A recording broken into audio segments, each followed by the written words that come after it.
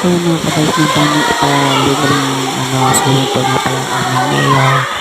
Yan, dito nga pala kami kung saan maraming swimming pool. Siguro amin nga mga ito yung swimming pool dito. Maraming gandang picture dito mga kamara vlog.